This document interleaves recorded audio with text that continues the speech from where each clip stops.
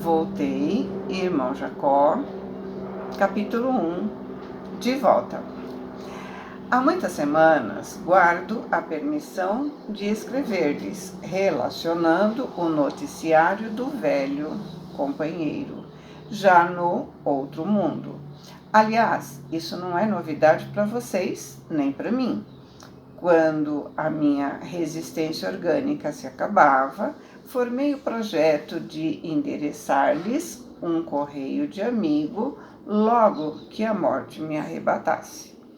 O Espiritismo foi para mim não só simples crença religiosa, tornou-se o clima constante que minha alma respirava, constituía elemento integrante de meu próprio ser. Daí o entusiasmo ao serviço da doutrinação e a certeza com que esperava o contentamento de me fazer sentir aos irmãos de ideal após a desencarnação. Então, importante, observamos que ele diz que o Espiritismo, para ele, não era uma crença religiosa, mas sim ele respirava Espiritismo, ou seja, estava automatizado como respirar, bater o coração, enfim. Ele vivia o Espiritismo tão naturalmente que o Espiritismo fazia parte dele. E apesar disso, teve dificuldade em se comunicar tão logo desencarnou. E nós? Nós somos assim.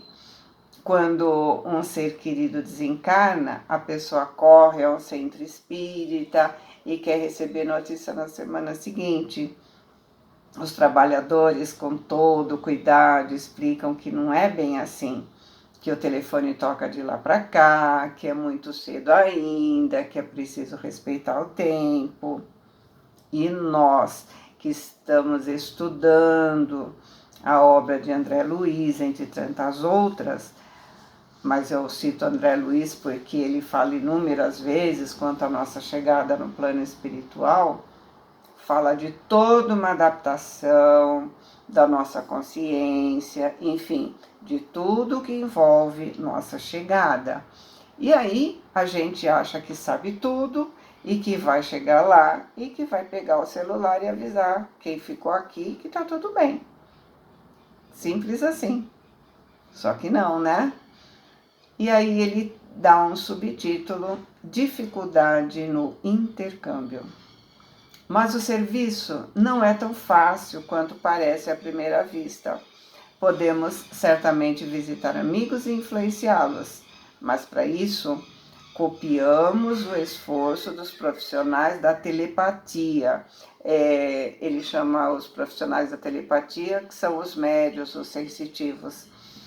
Emitimos o pensamento gastando a potência mental em dose alta, e se a pessoa visitada se mostra sensível, então é possível transmitir-lhes ideias com relativa facilidade.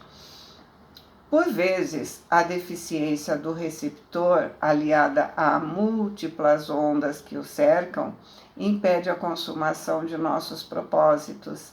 Se o instrumento de intercâmbio permanece absoluto nas preocupações da luta comum, é difícil estabelecer a preponderância de nossos desejos. Ou seja, é preciso sintonia. Lembra quando André Luiz nos deu os exemplos, né, de médiuns numa casa espírita em que apenas um estava apto para o trabalho? Uns estavam dispersos, outros tinham comido ou bebido indevidamente, enfim. O intercâmbio necessita de esforço por parte do médium. E ele continua: a mente humana atrai ondas de força que variam de acordo com as emissões que caracterizam as suas atividades. No aparelho mediúnico, esse fenômeno é mais vivo pela sensibilidade que marca suas faculdades registradoras. O médium projeta energias em busca do nosso campo de ação e recebe energias da nossa esfera com intensidade indescritível. Calculam os obstáculos naturais que cerceiam nossas intenções. Se não há combinação fluídico-magnética entre o espírito comunicante e o recipiente humano, nosso intento se realizará apenas em sentido parcial. É quase impossível impormos nossa individualidade completa, ainda mesmo em se tratando de materialização. O visitante do outro mundo depende das organizações que o acolhem. Olha aí novamente ele falando em sintonia, em afinidade. Se o médium relaxa a obrigação de manter o equilíbrio fisiopsíquico, e se os companheiros que integram o seu grupo de trabalho vivem atordoados, sem o entendimento preciso dos deveres que lhe competem, torna-se impraticável o aproveitamento dos recursos que se oferecem para o nosso bem. Venho recebendo agora preciosas lições quanto a isso, porque cheguei à leviandade de prometer a mim mesmo que prosseguiria depois do sepulcro a me corresponder regularmente com os leitores de minhas páginas doutrinárias. Então, ele escrevia para uma revista espírita e então pensou que poderia continuar seu trabalho, mandando informações quando estivesse do outro lado da vida. Considerava a escrita e a incorporação mediúnicas ocorrências triviais, ou seja, simples, do nosso aprendizado. Mas agora, nesse plano em que hoje me encontro, reconheço a desatenção com que assinalamos semelhantes dádivas. Esses fatos, amplamente multiplicados em nossos agrupamentos, traduzem imenso trabalho dos espíritos protetores, com reduzida compreensão por parte dos que a ele assistem. Passei a observar o porquê de muitas promessas de amigos que não se realizaram.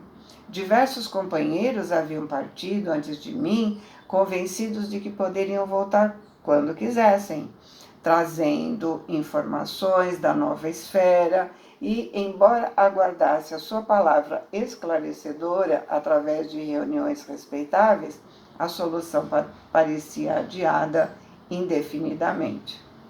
O homem encarnado é tido em nossos círculos como arrendatário das possibilidades terrestres e, de algum modo, podemos absorver sua autoridade e a direção da experiência física, tanto quanto não lhe será possível determinar a zona de trabalho que nos é própria. Em vista disso, por mais que desejamos, somos obrigados a depender de vocês em nossas comunicações e interferências. Os amigos da vida superior necessitam da cooperação elevada para se manifestarem nas obras de amor e fé, na mesma proporção em que as entidades votadas ao mal reclamam a ajuda de baixa espécie das criaturas perversas ou ignorantes no cenário carnal. Verifica-se a mesma disposição em nossa zona de serviço. Vocês conseguirão isso ou aquilo em nosso ambiente, dependendo, porém, das entidades que puderem mobilizar. Ponderações necessárias. Retomando a mim mesmo, após desvencilhar-me do corpo grosseiro, a preocupação de voltar ao reino dos amigos era meu anseio de cada minuto.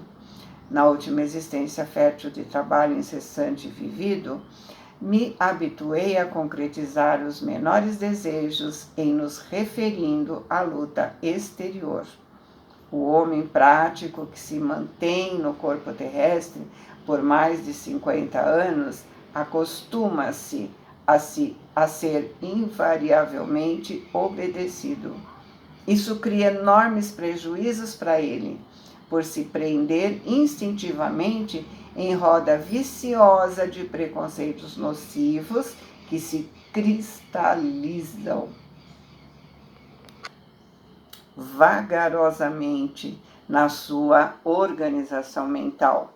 Os melindres passam a torturá-lo. A conveniência é interpretada por desrespeito. A prudência é interpretada por ingratidão. Quase me considerei ofendido quando os benfeitores espirituais cortaram a possibilidade do meu retorno apressado. Afinal, pensava de mim para comigo, o que prendia não era, de maneira nenhuma, a admiração alheia, nem intencionava aproveitar a oportunidade para a propaganda do meu nome. Me interessava, sim, a prova da sobrevivência. Para tanto, se me fosse possível, tocaria um clarim mais alto que uma sirene festiva. Porém, amigos delicados me fizeram saber que o ruído, no âmbito da espiritualidade, é tão prejudicial quanto o barulho intempestivo na via pública. E depois de ouvir longa série de ponderações a me rearticularem os propósitos desordenados, entendi, graças a Deus, que minhas investidas se filiavam à pura ingenuidade. Então, é muito compreensível, né, que ele tenha concluído que assim que chegasse do outro lado da vida, depois de alguns dias, ele já poderia trabalhar. Afinal, depois de estudar obras de André Luiz, que nos incentiva ao trabalho, né, mas, como sabemos, na prática, a teoria é outra. É só lembrar que André Luiz teve um período nas zonas umbralinas, ou seja, enfrentou sua consciência, passou por um período de adaptação, passou por um período de aprendizado, para depois começar a trabalhar. Com Jacó não foi diferente, porque ele já tinha entendimento. Como ele disse, temos ideias e comportamentos nocivos que vão vagarosamente se cristalizando. Ele nos fala, né, de melindres, e que chega a quase a se sentir ofendido porque ele tinha consciência do que queria fazer. Ou seja, a intenção dele era lícita. Por que não? Somos assim, né? Quantas vezes não nos damos tempo para refletirmos, para colocar os pensamentos em ordem, curtir umas férias para recomeçar? Estamos sempre no 220. Emendamos um trabalho em outro e achamos que está tudo bem. Mas não, precisamos de descanso. E os mentores disseram que não é bem assim. Ele só queria confirmar que, sim, continuamos vivos, mas os mentores o fizeram entender que existe um tempo para tudo isso. Nem todos estamos preparados para entender as verdades. Ele teve que esperar um tempo para poder escrever, outro tempo para finalmente o livro estivesse pronto, psicografado, em um tempo muito maior, para que nós conhecêssemos o seu conteúdo. E muitas pessoas ainda vão conhecer daqui a algum tempo, não já, né? Um outro subtítulo que ele dá é Primeiras Visitas. As primeiras visitas que efetuei junto aos núcleos doutrinários foram justamente no Rio, mas minha atual situação era muitíssimo reduzida. Quando no corpo, identificava somente reduzida a região de trabalho. Acompanhado de amigos que me conduziam solícitos, reparava agora um mundo novo, de aspecto intraduzível. Ele psicografou o livro em Pedro Leopoldo, mas quando ele pôde entrar em contato com os encarnados, primeiro ele foi lá no Rio, entre os seus afins, para fazer um treinamento com os médiuns, onde ele trabalhava.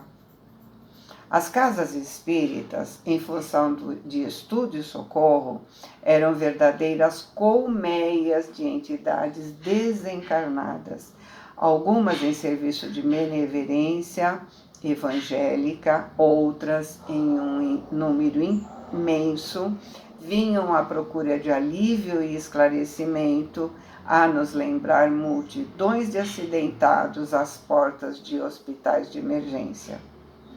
Então, ele observou o que já estudamos, que o centro espírita é um hospital, e mesmo o centro espírita sendo muito pequeno no nosso plano, no plano espiritual ele é muito maior, muitas vezes tem andares para cima e para baixo. Lembra André Luiz descrevendo que ele descia para os planos inferiores para socorrer os irmãos necessitados? O volume das obrigações se agigantou aos meus olhos, então compreendi de quanta abnegação temos necessidade até ao fim da luta, a fim de perseverarmos no bem segundo os ensinamentos de Jesus. Minha primeira impressão foi negativa. No fundo, cheguei a admitir por alguns instantes a incapacidade da colaboração humana diante da imensidão do serviço. Mas a palavra de companheiros experientes reergueu meu bom ânimo. Sementes minúsculas produzem toneladas de grãos que abastecem o mundo.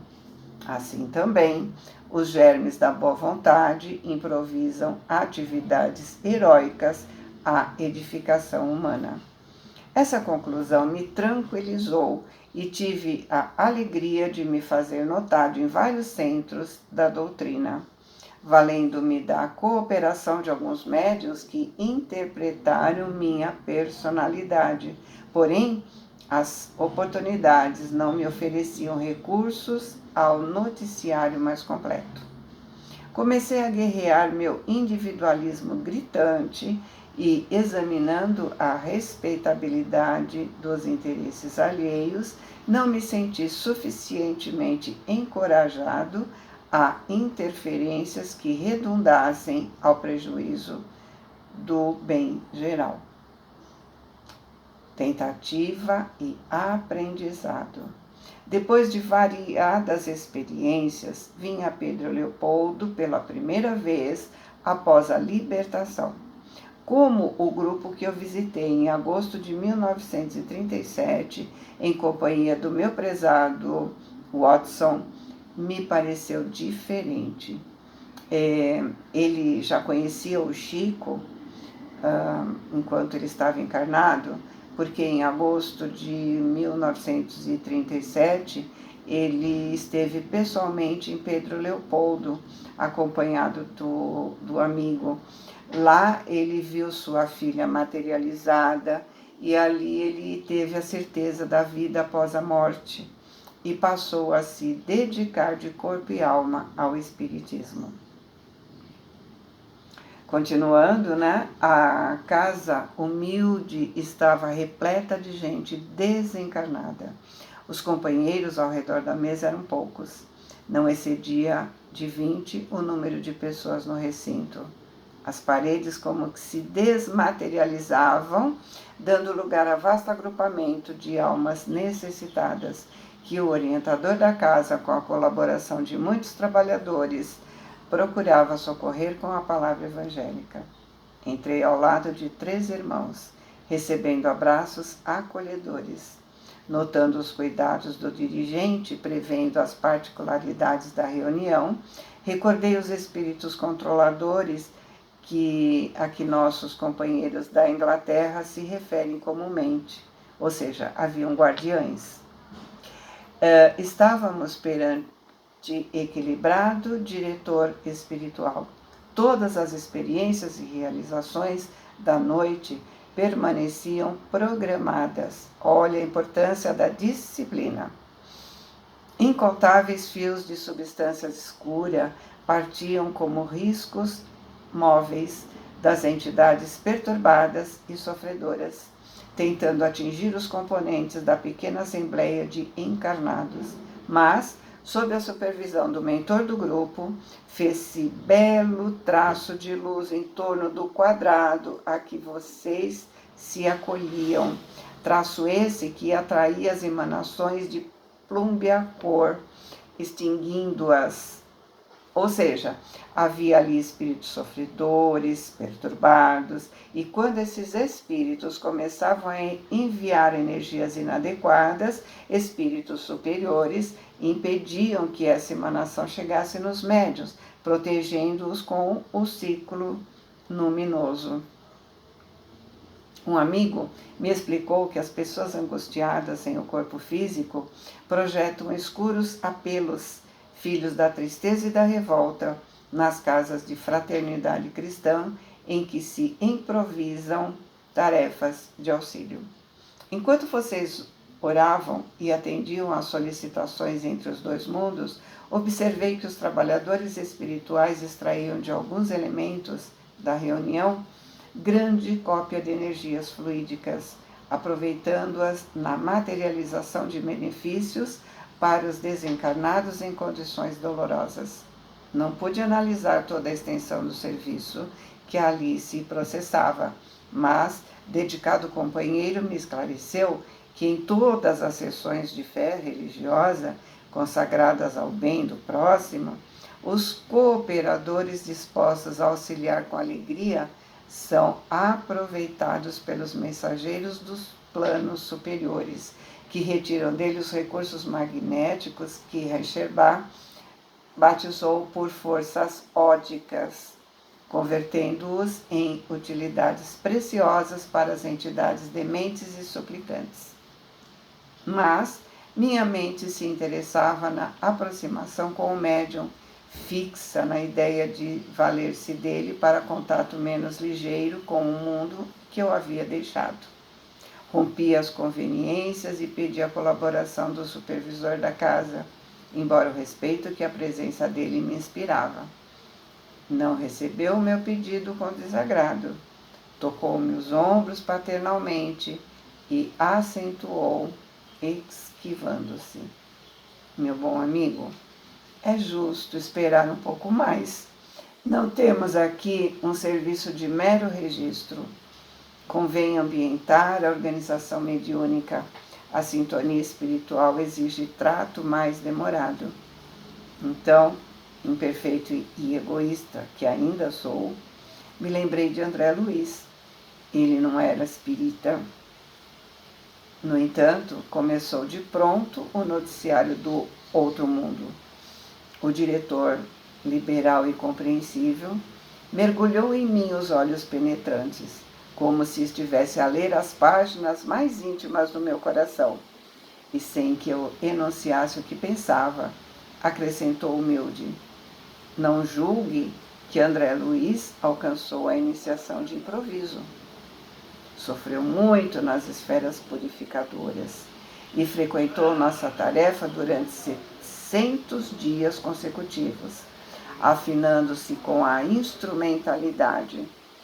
Além disso, o esforço dele é impessoal e reflete a cooperação indireta de muitos benfeitores nossos, que respiram em esferas mais elevadas.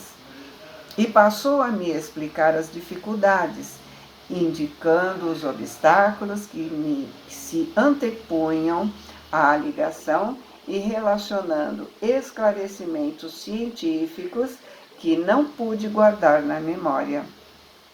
Em seguida, prometeu que me auxiliaria no instante oportuno. Realmente estava desapontado, mas satisfeito.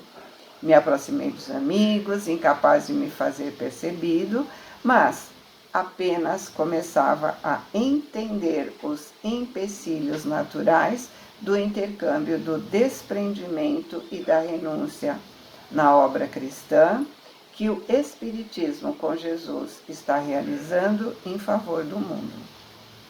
Ou seja, quando ele ouviu que teria que esperar para se ambientar primeiro, ele teve uma inveja branca, né, como nós dizemos, de André Luiz, que no seu entendimento foi privilegiado e não tinha sido espírita. Mas como André já nos disse que os superiores têm acesso ao nosso pensamento, ele teve a resposta imediata. E outra coisa importante aqui que ele nos passou, né? André teve 700 dias para se afinizar com os médiuns, ou seja, foi necessário bastante tempo para iniciar a obra, que é um trabalho em conjunto com benfeitores das esferas mais elevadas. Boa semana, fiquem com Deus, amo vocês.